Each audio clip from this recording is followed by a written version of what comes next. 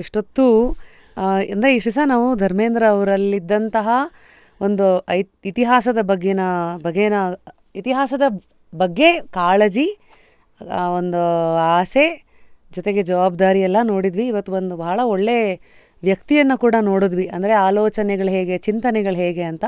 So ಇದೆಲ್ಲದಕ್ಕೂ ಎಲ್ಲೋ ಒಂದು ಕಡೆ ಬೇರು ನೋಡಿದ್ವಿ. ಒಂದಷ್ಟು ನಿಮ್ಮನ್ನು ಬೆಳೆಸಿರೋ ರೀತಿ, ನೀವು ನೋಡಿರೋದನ್ನು ಉಳಿಸ್ಕೊಂಡು ಬಳಸ್ಕೊಂಡು ಇಲ್ಲಿವರೆಗೂ ಬಂದಿದ್ದೀರಿ. ನಿಮ್ಮ ನಂಬಿಕೆಗಳು, ಇವಾಗ ಜೀವನದ ನಂಬಿಕೆಗಳು ಏನು ಅಂತ ಕೇಳ್ಬೋದಾ? ನನ್ನ ನಂಬಿಕೆಗಳು ಏನಮ್ಮ ಅಂದರೆ, ನಾನು ಸದಾ ಪರೋಪಕಾರವನ್ನು ಯೋಚನೆ ಮಾಡೋನು. ನಾನು ಸದಾ ಪರೋಪಕಾರವನ್ನು ಯೋಚನೆ ಮಾಡ್ತಾ ಇರ್ತೀನಿ. ನಾನು ಯಾವಾಗಲೂ ಇದರಿಂದ ಇನ್ನೊಬ್ಬರಿಗೆ ಉಪಯೋಗ ಆಗುತ್ತಾ ಅನ್ನೋದೇ ಯೋಚನೆ ಮಾಡ್ತೀನಿ. ಯಾವಾಗಲೂ ಯೋಚನೆ ಮಾಡ್ತಾ ಇರ್ತೀನಿ. ಇದೇ ನನ್ನ ಮೊದಲನೇದು. ಇದು ನಾನು ಯಾವತ್ತೂ ಬಿಡೋಲ್ಲ. ನಾನು ಯಾವಾಗಲೂ ಹೃದಯದಿಂದನೇ ಯೋಚನೆ ಮಾಡೋನು, ತಲೆಯಿಂದಲ್ಲ. ಸೊ ಹಾಗಾಗಿ ಯಾವಾಗಲೂ ಸದಾ ಒಂದು ಸಮಸ್ಯೆಗಳು ಸಿಕ್ಕಾಕೋತಾ ಇರ್ತೀನಿ. But I enjoy it. ಈಗೋಸ್ಕರ ಇದೋಯ್ತಾ, ಹೋಗ್ಲಿ ಬಿಡು, ಪರವಾಗಿಲ್ಲ, ಅವ್ನು ಚೆನ್ನಾಗಿದ್ದಾನಲ್ಲ, ಇದೇ ಒಂದು ಬರುತ್ತೆ ನನಗೆ. ಯಾವಾಗಲೂ ಇದರಲ್ಲೇ ಬದುಕ್ತಾ ಇರೋನು. ಸೊ ಅದರಲ್ಲೇ ನೆಮ್ಮದಿ ಕಾಣ್ತಾ ಇರೋನು ನಾನು.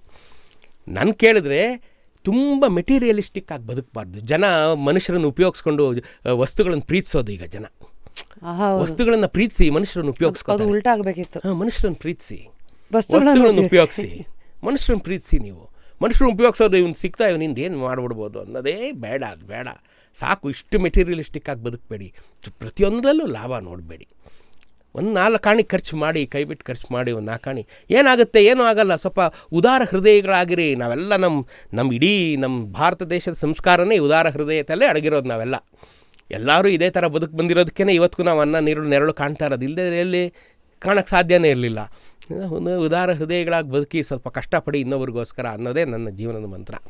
ಯಾವಾಗಲೂ ಇನ್ನೊಬ್ರಿಗೋಸ್ಕರ ಕಷ್ಟಪಡಿ. ಬಹಳ ಒಂದು ಪಕ್ವವಾಗಿರುವಂಥ ಒಂದು ವ್ಯಕ್ತಿತ್ವನ ನೋಡ್ತಾ ಇದ್ದೀವಿ ಇಲ್ಲಿ. ಆದರೆ ಮನುಷ್ಯರಾಗಿ ಸರ್, ಕೊನೆಯವರೆಗೂ ಏನಾದರೂ ಒಂದು ಕಲಿತಾ ಇರಬೇಕು ಅನ್ನೋದು ಒಂದು ಇರುತ್ತೆ. ಆಮೇಲೆ ಜಾಪನೀಸ್ ಅವ್ರದ್ದು ಒಂದಷ್ಟು ಟೆಕ್ನಾಲಜಿ, ರಾದರ್ ಟೆಕ್ನಿಕ್ಸ್ ಆಫ್ ಥಿಂಕಿಂಗಲ್ಲಿ ಸರ್ ಇಕಿಗಾಯ್ ಬಗ್ಗೆ ಜನ ಮಾತಾಡ್ತಾರೆ. ಇನ್ನೊಂದು ಹಾಗೆ ಕೈಸನ್ ಅಂತ ಒಂದಿದೆ. ಕೈಸನ್ ಅಂದರೆ ಏನಂದರೆ, ಪ್ರತಿದಿನ ನೀವೇನು 100 ಮಾರ್ಕ್ಸ್ ತೊಗೋಬೇಕಾಗಿಲ್ಲ, 100ಕ್ಕೆಲ್ಲ ಪ್ರತಿದಿನ ಬೆಟ್ಟ ಹತ್ತಬೇಕಾಗಿಲ್ಲ. ಚಿಕ್ಕ ಹೆಜ್ಜೆ ಇಟ್ಟರು ಪ್ರತಿದಿನ ಅದನ್ನು ಒಂದೊಂದೇ % ಅಂತ ಇಂಪ್ರೂವ್ ಮಾಡ್ಕೊಂಡೋದ್ರೂ ಸಾಕು ಅನ್ನೋ ಒಂದು ಇದಿದೆ. ಅಂದರೆ ಇದು ಉದಾಹರಣೆಗಳು ಯಾಕೆ ಹೇಳ್ತೀವಿ ಅಂದರೆ, ನಮ್ಮ ಹಿತ್ತಲಲ್ಲೇನು ಇದಕ್ಕಿಂತ ಉದಾಹರಣೆಗಳು ಇಲ್ವಾ? ಇಲ್ಲ ಅಂತಲ್ಲ. ಆದ್ರೂ ಬೇರೆ ಎಲ್ಲ ದೇಶದವರು ಅದನ್ನೇ ಯಾವ್ಯಾವುದೋ ರೀತಿಯಲ್ಲಿ ಹೇಳ್ತಾ ಇರ್ತಾರೆ. ಸೊ ಇದನ್ನು ನಿಮ್ಮ ಮುಂದೆ ಇಟ್ಟು ಇವಾಗ ಇಷ್ಟೆಲ್ಲ ಅಲ್ಲಿ ಜೀವನನ ನೋಡಿರೋ ಧರ್ಮೇಂದ್ರ ಅವರು, ಇನ್ನು ಯಾವ ಒಂದು ವಿಚಾರದ ಬಗ್ಗೆ, ಹೌದು ನಾನು ಇದರಲ್ಲೂ ಇನ್ನೂ ಒಂದು ತಿದ್ಕೋಬೇಕು ಅಥವಾ ಇದರಲ್ಲಿ ಇನ್ನೂ ದಿನ ಒಂದು ಹೆಜ್ಜೆ ಇಡಬೇಕಂತ ನೀವು ಸದ್ಯದ ಸಾಹಸದಲ್ಲಿದ್ದೀರಿ? ನಾನು ನಿಜವಾಗ್ಲೂ ಹೇಳ್ಬೇಕಂದ್ರೆ, ನಾನು ಇನ್ನೂ ಹೆಚ್ಚಿಗೆ ತಿಳ್ಕೊಬೇಕು ಅಂತಿದ್ದು ನನ್ನ ಇಂಜಿನಿಯರಿಂಗೇ, ಸಿವಿಲ್ ಇಂಜಿನಿಯರಿಂಗೇ. ಇನ್ನೂ ಹೆಚ್ಚಿಗೆ ಇದ್ರ ಮೇಲೆ ಸಾಧನೆ ಮಾಡಬೇಕಿತ್ತು ನಾನು. ಇನ್ನೂ ಹೆಚ್ಚಿನ ಇದ್ರ ಮೇಲೆ ಕಂಟ್ರೋಲ್ ತೊಗೋಬೇಕಿತ್ತು ನಾನು. ಇನ್ನೂ ಹೆಚ್ಚಿಗೆ ನನ್ನ ಜ್ಞಾನ ತೊಗೋಬೇಕಿತ್ತು ನಾನು ಅನ್ನೋದು ನನಗಿನ್ನೂ ಆಸೆ ಹೋಗಿಲ್ಲ. ನನ್ನ ಇಂಜಿನಿಯರಿಂಗಲ್ಲಿ ಇನ್ನೂ ಸ್ವಲ್ಪ, ಇವತ್ತಿಗೂ ನಾನು ಇಷ್ಟೆಲ್ಲ ಮಾಡಿದ್ರೂ ಇವತ್ತಿಗೂ ನಾನು ಕೆಲಸಗಳು ಮಾಡ್ತಾಯಿರ್ತೀನಿ. ಎಲ್ಲರೂ ಒಂದು ಒಳ್ಳೆ ಪ್ಲಾಸ್ಟಿಂಗ್ ನೀಟಾಗಿ ಬಂದ್ಬಿಟ್ರೆ ಮೈ ಮರೆತುಬಿಡ್ತೀನಿ. ಆಹಾ, ಎಷ್ಟು ಚೆನ್ನಾಗಿ ಬಂತಪ್ಪ ಅಂತ.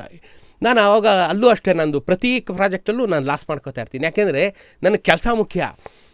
ಅವನಿಗೆ ಇಷ್ಟು ಕಟ್ಟಿದನ್ಕ ಅದಕ್ಕೆ ನಾನು ಲಾಭ ಇಟ್ಕೊಂಡು ಇಷ್ಟೇ ಕೆಲಸ ಮಾಡಬೇಕು ಅಂತಿಲ್ಲ. ನನಗೆ ಅದು ಬುದ್ಧಿ ಇಲ್ಲ. ನನಗೆ ಕೆಲಸ ಚೆನ್ನಾಗಿ ಬರ್ಬೇಕು. ನನಗೆ ಕೆಲಸ ಅದರಲ್ಲಿ ಇರೋನು ಚೆನ್ನಾಗಿ ಕರ್ಕೊಂಬಂದು ಒಳ್ಳೆ ಮೆಟೀರಿಯಲ್ ತಂದು ಕರೆಕ್ಟಾಗಿರೋದು ಹಾಕಿ ಚೆನ್ನಾಗಿ ಬಂದುಬಿಟ್ರೆ ಓನರ್ಗಿಂತ ನಾನೇ ಖುಷಿ ಪಡ್ತಾ ಇರ್ತೀನಿ. ಚೆನ್ನಾಗಿ ಬಂತು ಬಿಡಮ್ಮ, ಚೆನ್ನಾಗಿ ಬಂತು. ಆ ಸುಖ ಇದೆಯಲ್ಲ ಅಮ್ಮ, ಅದ್ರ ಮುಂದೆ ಯಾವುದೂ ಇಲ್ಲ. ನಾವು ಮಾಡಿರೋ ಸುಖ ಚೆನ್ನಾಗಿ ಬಂದಾಗ ಇದೆಯಲ್ಲ ನೆಮ್ಮದಿ, ಅದ್ರ ಮುಂದೆ ಯಾವುದೂ ಇಲ್ಲ. ಹೊಯ್ಸಳರಲ್ಲಿ ಒಬ್ಬ ಶಿಲ್ಪಿ ಒಂದು ಒಂದು ಒಂದು ದೀಪದ ಕಂಬದ ಮೇಲೆ ಇದು ಮೂರ್ತಿನ ಹೆಚ್ಚು ಕಡಿಮೆ ಮಾಡಿಬಿಟ್ಟಿದ್ದ. 48 ಅಡಿ ದೀಪದ ಕಂಬ. ಇವನು ಇನ್ನೊಂದು ಮಾಡ್ತಾ ಇದ್ದ. ಆಗ ಅವ್ನು ಕೇಳ್ತಾನೆ, ಬಿಡ, ಅದು 48 ಅಡಿ ಮೇಲೆ ಯಾರು ನೋಡಲ್ಲ ಅಂದಾಗ, ನಾನು ನೋಡ್ತೀನಿ ಕಣ, ನನಗೆ ಗೊತ್ತಿದೆ, ಅದಕ್ಕೆ ಬೇಡ, ಅದು ಬೇಡ, ಇದು ನಾನು ಕರೆಕ್ಟಾಗಿ ಕೆತ್ಬಿಟ್ರೆ ನಾನು ದೀಪದ ಕಂಬ ನೋಡಿದಾಗಲೆಲ್ಲ ನೆಮ್ಮದಿ. ಇದು ನಮ್ಮ ಬುದ್ಧಿ. ನಾವು ಮಾಡೋ ಕೆಲಸ ನಮ್ಗೆ ಖುಷಿ ಇದೆ. ಆ ಖುಷಿ ಇದೆಯಲ್ಲ, ನನಗೆ ಇನ್ನೂ ಆಸೆ ಇದೆ. ನನಗಿನ್ನೂ ಏನು ಆಸೆ, ಇವನು ಒಳ್ಳೆ ಕೆಲಸ ಮಾಡಬೇಕು, ಇದೇ ನನಗಿನ್ನೂ ಆಸೆ. ಇನ್ನೂ ಚೆನ್ನಾಗಿ ನಾವು ಟೆಕ್ನಾಲಜಿ ತಿಳ್ಕೊಬೇಕು, ಇನ್ನೂ ಚೆನ್ನಾಗಿ ಕೆಲಸ ಮಾಡಬೇಕು. ಇದು ಕಮ್ಮಿ ಆಯ್ತೇನೋ ಅಂತಲೇ ಅನಿಸುತ್ತೆ ನನಗೆ. ಪ್ರತಿದಿನ ಒಂದೊಂದೇ ಇದೇ ಥರ ಆ್ಯಡ್ ಮಾಡ್ಕೊಂಡು ಹೋಗ್ತೀರಾ ಸರ್? ಜೀವನದಲ್ಲಿ ನಿಮಗಿರುವಂಥ ಕುತೂಹಲಗಳು ಸದಾ ನಿಮ್ಮನ್ನು ಹೀಗೆ ಇರಲಿ. ಆ್ಯಂಡ್ ಕೊನೆಯದಾಗಿ,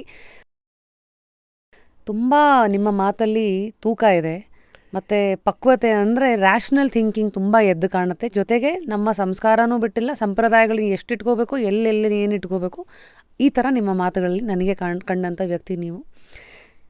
ಈ ಥರ ಮಾತಾಡೋರ ಬಗ್ಗೆ ಒಂದು ಡೌಟ್ ಹುಟ್ಕೊಳ್ಳುತ್ತೆ, ಇವರೇನು ದೇವರು ದಿಂಡ್ರು ಅಂದರೆ ನಂಬ್ತಾರ, ತುಂಬ ಸೂಪರ್ಸ್ಟಿಷಿಯಸ್ ಬಿಲೀವ್ಸ್ ಎಲ್ಲ ಇದೆಯಾ, ಈ ಥರದ ಬಗ್ಗೆ ತಮ್ಮ ಚಿಂತನೆಗಳಿಗೆ? ತುಂಬ ನಂಬ್ತೀನಮ್ಮ, ತುಂಬ ದೇವರು ತುಂಬ ನಂಬ್ತೀನಿ. ನಾನು ನೆಕ್ಸ್ಟ್ ಲೆವೆಲ್ ದೇವ್ರನ್ನ ನಂಬ್ತೀನಿ. ಅಂದರೆ ತುಂಬ ಯಾರು ನಿಮ್ಮ ನನ್ನ ಆಚರಣೆಗಳು ವಿಭಿನ್ನವಾದ ಚಾಮುಂಡಿ ಅಮ್ಮನಾ? ಚಾಮುಂಡೇಶ್ವರಿ, ನಂಜುಂಡೇಶ್ವರ, ಚಾಮುಂಡೇಶ್ವರಿ ನನಗೆ ಅಪ್ಪ ಅಮ್ಮ ಇದ್ದಂಗೆ ಅವರು. ನಾವು ಯಾವಾಗಲೂ ಇದನ್ನು ನಾನು ತುಂಬ ಕಡೆ ಭಾಷಣದಲ್ಲಿ ಹೇಳ್ತೀನಿ, ನಾವು ಚಾಮುಂಡಿನ ದೇವರು ಅಂತ ನೋಡಲ್ಲ, ನಾವು ಅಮ್ಮನ ಥರ. ಯಾಕೆಂದ್ರೆ ಚಿಕ್ಕಂದಿನ ನೋಡ್ಬಿಟ್ಟಿದ್ದೀವಿ ನಾವು ಅವಳನ್ನ, ಚಾಮುಂಡೇಶ್ವರಿನ.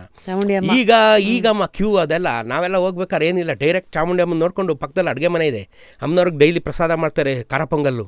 ಆ ರುಚಿನೇ ರುಚಿ. ನೀವು ಒಂದಿನ ಓದಾಕ್ ತಿನ್ನಿರಿ, ಅದು ಅಡುಗೆ ಮನೇಲಿ ಕೇಳಿದ್ರೆ ಈಗ ಕೊಡ್ತಾರಲ್ವೋ ಗೊತ್ತಿಲ್ಲ.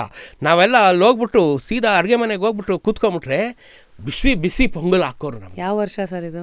ಒಂದು 88, 89, 90 ಆ ಥರದ್ದು ಏನು ರುಚಿಯಾಗಿರೋದು ತಿನ್ನೋದು ಅಲ್ಲಿ ಕೂತ್ಕೊಂಡು.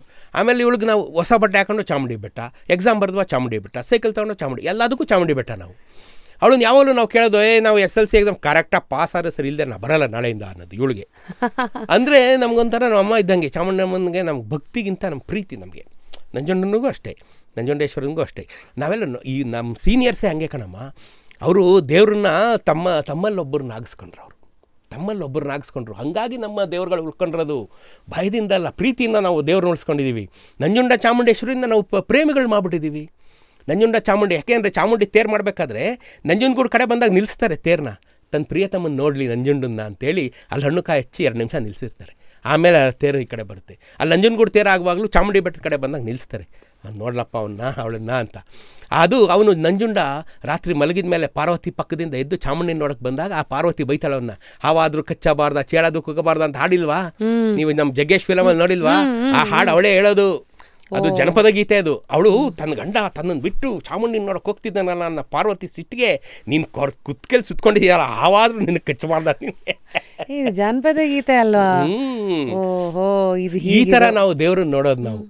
ಅಂದರೆ ನಾವು ದೇವ್ರುಗಳನ್ನ ನಮ್ಮ ಥರ ನೆನ್ಕೊಂಡಿದ್ದೀವಿ. ನೋಡಿ, ನಂಜನಗೂಡಿಗೂ ಒಬ್ಬ girl friend Chamundi girl friend ನಂಜು. ಅಂದರೆ ನೀವು ಇಮ್ಯಾಜಿನ್ ಮಾಡಿ, ನಾವೆಷ್ಟು ಅದನ್ನು ಎಷ್ಟು ಹೃದಯಕ್ಕೆ ತೊಗೊಂಡಿದ್ದೀವಿ. ನಾವು ಇವ್ರನ್ನೆಲ್ಲ ತುಂಬ ಹೃದಯಕ್ಕೆ ತೊಗೊಂಡಿದ್ದೀವಮ್ಮ ನಾವು.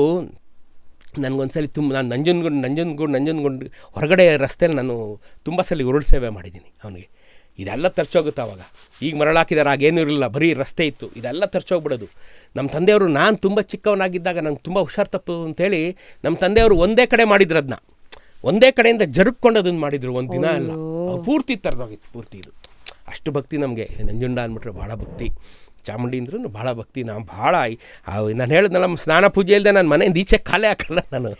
ಈ ಥರ ನಾವು ದೇವರುಗಳನ್ನು ನೋಡಿಕೊಂಡು ಉಳಿಸ್ಕೊಂಡು ನಮ್ಮೆಲ್ಲರ ಮಧ್ಯ.